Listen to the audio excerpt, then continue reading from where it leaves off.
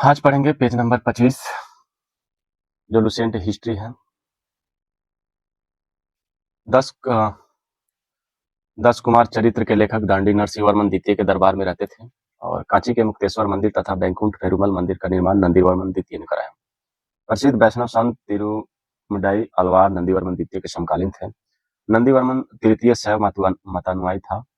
उसकी राज्यसभा में तमिल भाषा का प्रसिद्ध कवि संत पेरुंदवानार निवास करता था, जिसने भारत वेनवा नामक ग्रंथ की रचना की। पल्लव वंश का अंतिम शासक कंप वर्मा 948 से 980 था।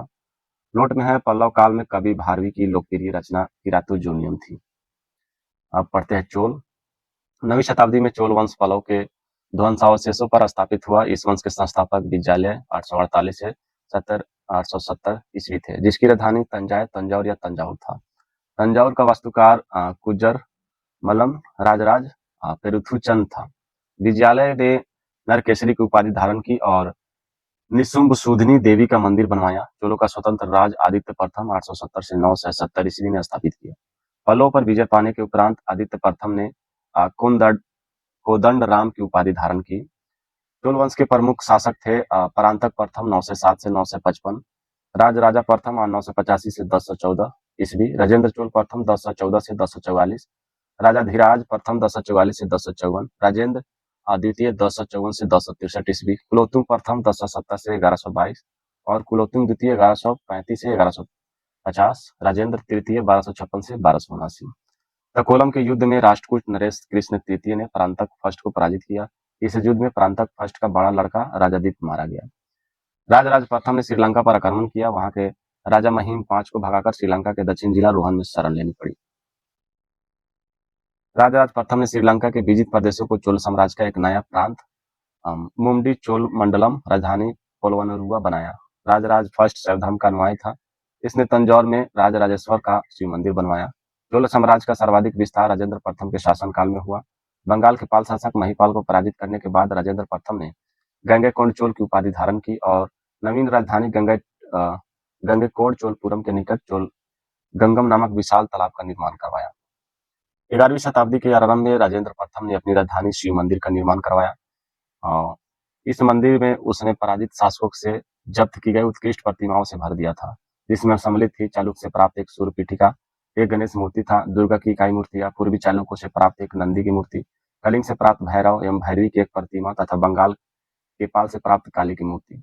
अब यहाँ पे चोल काल में भूमि के प्रकार था। वेलन बगाई गैर ब्राह्मण किसानों स्वामी की भूमि, ब्रह्मदेव ब्राह्मणों को उपहार में दी गई भूमि, शाला भोग किसी विद्यालय में रख रखाव की भूमि, देवदान या तिरुमटकडिनी मंदिर को उपहार में दी गई भूमि, पालीचंदम जैन संस्थानों में दान दी गई भूमि। अब यहाँ पे नोट में देखते हैं। नोट में गजनी का सुल्तान महमूद राजेंद्र प्रथम का समकालीन था। राजेंद्र द्वितीय ने परकेसरी की एवं वीर राजेंद्र ने राजकेसरी की उपाधि धारण की। चोल वंश का अंतिम राजा राजेंद्र थर्ड था। चोलों एवं पश्चिमी चालुक्य के बीच शांति स्थापित करने में गोवा के कदम शासक जयकिस प्रथम ने मध्यस्थ की भूमिका निभाई थी। तमिल साहित्य के त्रिरत्न कवि है कंब रामायण की रचना की। आउटकटन चोल राजाओं की प्रशंसा में काव्य लिखे। उगलेंदी नलवेनवा इनकी रचना है। यह ग्रंथ नैतिक शिक्षा, सदाचार और जीवन के आदर्शों पर आधारित है। तमिल साहित्य के त्रिरत्न कवि चोल वंश के राजाओं के दरबार में रहते थे। अब यहाँ पे देखते हैं तेलुगु साहित्य के त्रिरत्न कवि नन्नन, तीकन एवं एराड प्रगड्डा। तीनों ने मिलकर संस्कृत महाभारत का तेलुगु में अनुवाद किया। ये तीनों कवि कांकतीय वंश के दरबार में रहते थे। कन्नड़ साहित्य के त्रिरत्न कवि पंपा, इनकी रचना है आदि पुराण, प्रथम जैन तीर्थंकर ऋषभदेव का जीवन चरित्र। विक्रमार्जुन विजय महाभारत की कथा पर आधारित। कौन, इनकी रचना है शांति पुराण। जिन्ना छरमाला भुवन कार्मध्वम रन, इनकी रचना है अजीत पुराण एवं गद्दा युद्ध, भीम की वीरता का वर्णन है। अब यहाँ पे क्या है, पंपा, पुत्र एवं रन तीनों जैन कवि थे। ये तीनों मुख्य रूप से पश्चिमी चालुक्य राजवंश के दरबार में रहते थे। विशेष रूप से महाकवि पंप राजा अरिसिंह द्वितीय 941 ईस्वी के दरबारी कवि थे। विक्रम चोल अभाव एवं अकाल से ग्रस्त गरीब जनता से राजस्व वसूल कर चिदम्बरम मंदिर का विस्तार करवा रहा था। कुलोत्तुंग द्वितीय ने चिदम्बरम मंदिर में स्थित गोविंदराज विष्णु की मूर्ति को समुद्र में फेंकवा दिया। कालांतर में वैष्णवाचार्य रामानुजाचार्य ने उक्त मूर्ति का पुनरुद्धार किया और उसे तिरुपति के मंदिर में प्राण प्रतिष्ठा किया। चोल प्रशासन में भाग लेने के वाले उच्च पदाधिकारियों को पेरुवंदरम एवं निम्न श्रेणियों के पदाधिकारियों को सेरुवंदरन कहा जाता था। लेखों में राजा को परामर्श देने वाले कुछ उच्च अधिकारियों के समूह को उडन कुट्टम कहा गया है, जिसका अर्थ है सादा राजा के पास रहने वाले अधिकारी। सम्राट के निकट संपर्क में अधिकारियों को एक संगठित विभाग था, जिसे औले कहते हैं। संपूर्ण चोल साम्राज्य 6 मंडलमों प्रांतों में विभक्त था। मंडलम कोट्टम नाडु में एवं नाडु कई कुरुमों में विभक्त था। नाडु की स्थानीय सभा को नाटूर एवं नगर के स्थानीय सभा को नगरतार कहा जाता था। बेलाल जाति के धनी किसानों को केंद्रीय सरकार देखरेख में नाडु के कामकाज में अच्छा खासा नियंत्रण हासिल था। उनमें से कई धनी भूस्वामियों को चोल राजाओं के सम्मान के रूप में मुवेद वेलन, 3 राजाओं को अपनी सेवाएं प्रदान करने वाला वेलन या किसान, अरैयार प्रधान जैसी उपाधियां दी। उन्हें केंद्र में महत्वपूर्ण राजकीय पद सौंपे।